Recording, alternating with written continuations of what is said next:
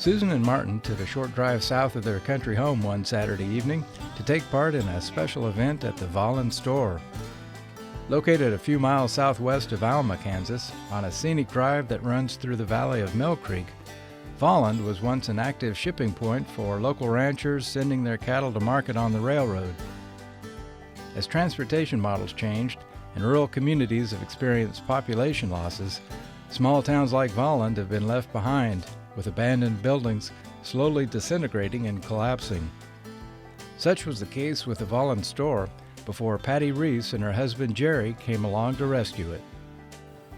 Well, the Volland Store is a brick building in the middle of the countryside, unlike any other building around. It was originally a general store. It's historic. It was opened in 1913, but it was the center of the community. When we moved here, driving around on the country roads, we of course discovered it, as many people do, driving down that road. It was in rather sad shape. A lot of the windows were gone and it had no roof, but the walls were really straight. Those brick walls were really obviously straight. And through the years, my husband and I had renovated old buildings. There's something about an old building that you can never get if you build new, and maybe the challenge of old buildings, and the fact that whatever you do to them improves them. Anyway, it was quite a journey. So we eventually brought it back and opened it as an art gallery and community gathering place. And it's really been a joy. It really has been fun. It's been fun to see it come alive again.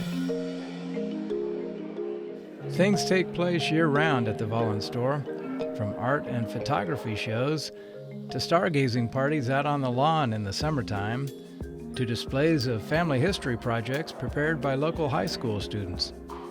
It's generally open on Saturday and Sunday afternoons, when visitors who drop by are greeted by local residents like Tony Misaki, who's been coming out here since he was a young boy.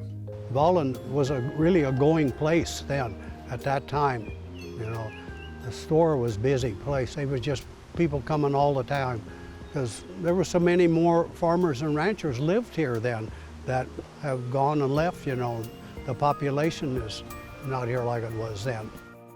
Tony says that he and other local residents were excited to hear that Patty and Jerry Reece were thinking about getting involved at the point where the store was about to collapse or be demolished. After we found out what they was going to do, we was pretty excited about it, because we was sitting here driving by and seeing what was happening to this store building and how it was going to fall in and what was ever going to happen to it. And when we found out the Reeses was interested, we thought, boy, we hope they get more interested. So everybody was pretty doggone happy about that, yeah. So how did the Reeses, who still maintain their primary residence in a Mission Hills neighborhood of Kansas City, find their way out here to their country home in Wabunsee County? Patty, who grew up in southern Oklahoma, recalls how the Flint Hills initially captured her attention. I first encountered the Flint Hills when we drove from Kansas City home to Oklahoma to visit my parents. And we drove down I-35 through those beautiful hills between Emporia and Wichita, and just really fell in love with the Flint Hills at that point. Eventually, we wanted to have a place in the Flint Hills, and we looked for a property, and we looked in Chase County first, which is kind of quintessential Flint Hills to us. But there wasn't much for sale. We did almost buy a piece of property, but the deal fell through and we just kind of gave up on it.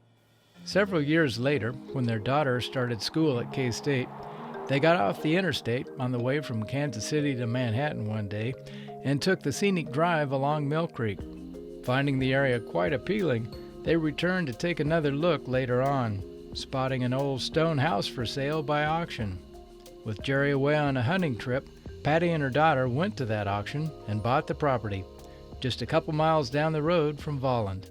I secured the property, and it was turning a page in a book. One of the best things we've ever done, other than marrying each other. Since they acquired the property here, Patty has been actively engaged with efforts to promote and preserve the Flint Hills. She was invited to join the board of the Nature Conservancy in Kansas, and she's also served on the board of Symphony in the Flint Hills. The ongoing flow of activities at the Volland Store, however, has kept her quite busy, pulling her out to the countryside more often than before. We come almost every weekend, and with the Volland Store now, I spend more time out here, particularly when we're installing a new show. I usually spend most of the week prior to the opening out here. Everybody has a story about the Volland Store. We knew that it really held a place in the hearts and the memories of the people who lived here, who still live here. They remember going there as a child. Oh yeah, 5, 6 years old, remember coming here. Yeah, my dad told me like when he was a teenager, you know, on Sundays like today, he said there was always 100 people gathered here. Having come to this community from an urban area and really liking the rural community and really respecting them and engaging with them, I still was quite aware that I was an outsider and they were local, and that I always would be. I was also aware of either a potential clash between rural and urban, but I knew that that didn't have to be.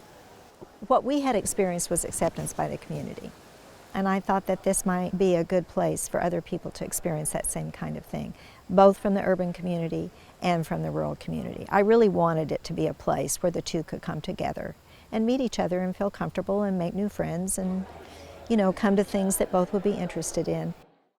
And the most gratifying thing that has happened is the artists that have come. First of all, they love the Flint Hills. I mean, they appreciate its beauty, they appreciate the culture. And the rural community, who you might think would be a little suspicious of these artists, once they know them, just embrace them and really welcome them. I mean, it has been wonderful. It's been a surprise to me, and a very pleasant, wonderful. That was a surprise. Stairs at the back of the building lead up to a small landing that overlooks the gallery and to the entrance of an enclosed space called the Loft. It can be reserved for overnight stays by the public, and it's also being used to accommodate visiting artists.